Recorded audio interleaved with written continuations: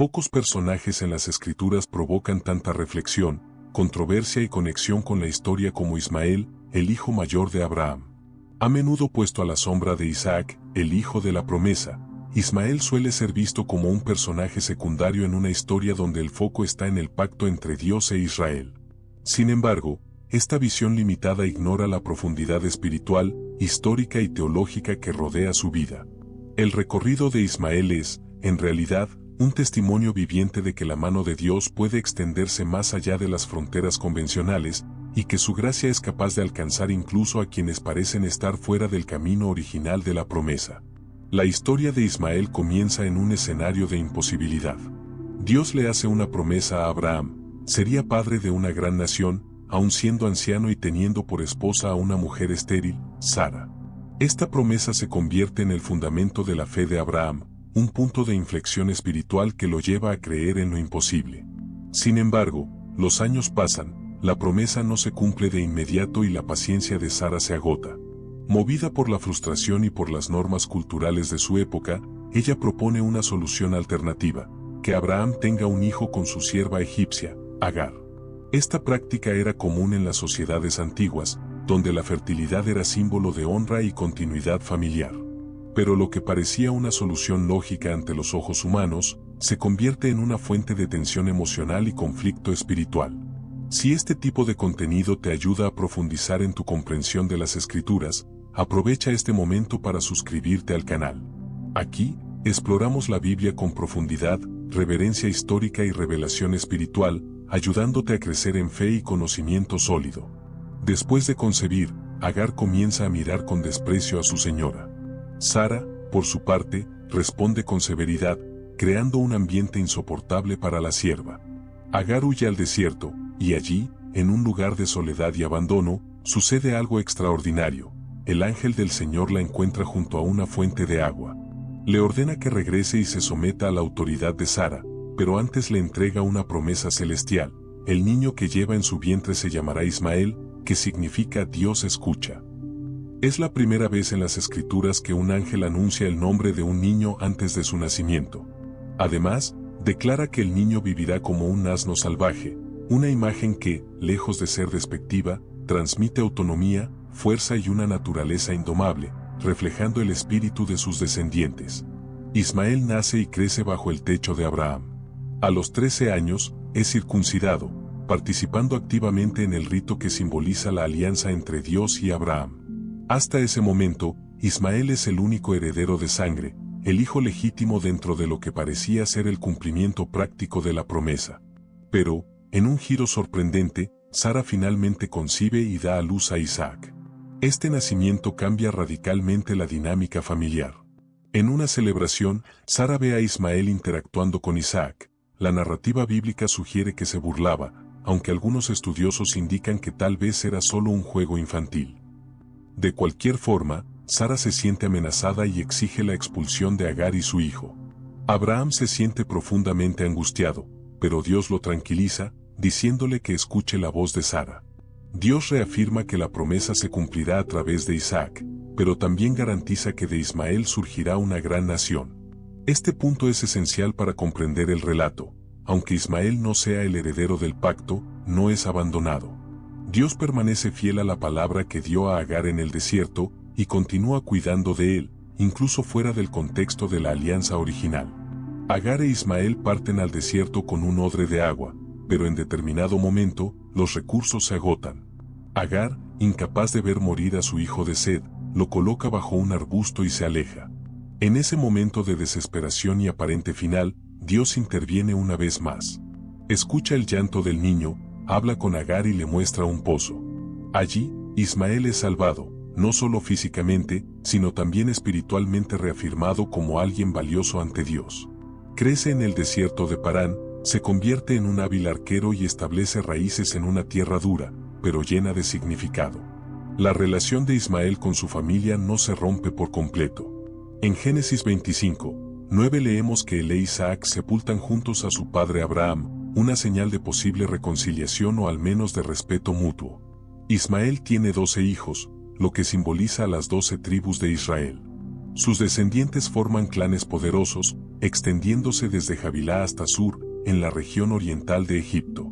El profeta Isaías, en el capítulo 60, menciona a algunos de estos descendientes, Nabayot y Kedar, como pueblos que traen sus riquezas y animales para honrar a Dios. Esto demuestra que la bendición sobre Ismael no fue superficial. Dios le concedió no solo supervivencia, sino también propósito, estructura y una descendencia relevante en la historia. Históricamente, los ismaelitas se convirtieron en una de las primeras civilizaciones seminómadas del norte de Arabia. Eran reconocidos por sus caravanas comerciales, especialmente en la ruta del incienso que conectaba Oriente con las naciones mediterráneas. Cuando José es vendido por sus hermanos, son ismaelitas los primeros compradores que lo llevan a Egipto.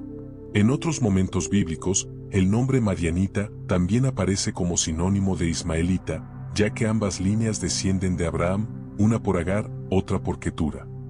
Aunque muchas veces surgían como oponentes de Israel, los ismaelitas nunca estuvieron al margen del plan mayor de Dios. En el Nuevo Testamento, el apóstol Pablo retoma la historia de Ismael con un propósito teológico profundo. En Gálatas 4, presenta a Agar e Ismael como representaciones del antiguo pacto, basado en la ley y en el esfuerzo humano, mientras que Sara e Isaac simbolizan el nuevo pacto, basado en la gracia y la fe. La interpretación paulina es clara. La salvación no viene por obras o por herencia genealógica, sino por la acción sobrenatural del Espíritu. Ismael, en ese sentido, representa a quienes intentan alcanzar las promesas por medios humanos. Isaac, en cambio, es fruto del milagro, de lo que solo Dios puede producir. Pablo concluye con firmeza: no somos hijos de la esclava, sino de la libre. Esta analogía, sin embargo, no disminuye el valor personal de Ismael. Al contrario, amplía la comprensión de que, independientemente del origen, todos necesitan el nuevo nacimiento en Cristo para ser partícipes de la herencia eterna. El mensaje de Pablo es inclusivo y poderoso. Sean judíos o gentiles, descendientes de Isaac o de Ismael, todos están llamados a la fe que salva. El criterio no es la carne, sino el espíritu. En tiempos modernos, muchos árabes se identifican como descendientes de Ismael. El profeta Mahoma, fundador del Islam, afirmaba descender de él, y el Corán lo retrata como un profeta justo y obediente. Esto creó una tradición duradera que conecta a los pueblos árabes con el linaje de Abraham, aunque estudiosos como Kenneth Fleming destacan que no todos los árabes descienden de Ismael, muchos provienen de Ketura, Esaú u otras tribus. Aún así, el aspecto espiritual de la bendición divina sobre Ismael permanece. Dios lo eligió para un papel significativo, incluso fuera de la línea de la promesa mesiánica. Y la salvación en Cristo, como nos enseña el Evangelio, está disponible para todas las naciones. Si esta reflexión está tocando tu corazón, comparte este contenido con otros y activa las notificaciones para seguir los próximos episodios. Aquí, seguimos explorando las verdades profundas de la palabra de Dios con discernimiento y reverencia.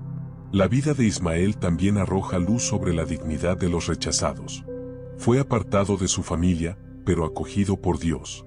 Fue echado fuera del campamento, pero sustentado en el desierto. Creció lejos del centro de la promesa, pero nunca estuvo fuera del alcance del plan divino. Su nombre, Dios escucha, es un recordatorio eterno de que el clamor del afligido jamás pasa desapercibido ante el Señor. En una sociedad que frecuentemente clasifica a las personas por etnia, religión u origen, la historia de Ismael proclama que Dios está cerca de los quebrantados y que su misericordia no tiene fronteras. Además, hay un aspecto escatológico que algunos estudiosos atribuyen a la descendencia de Ismael.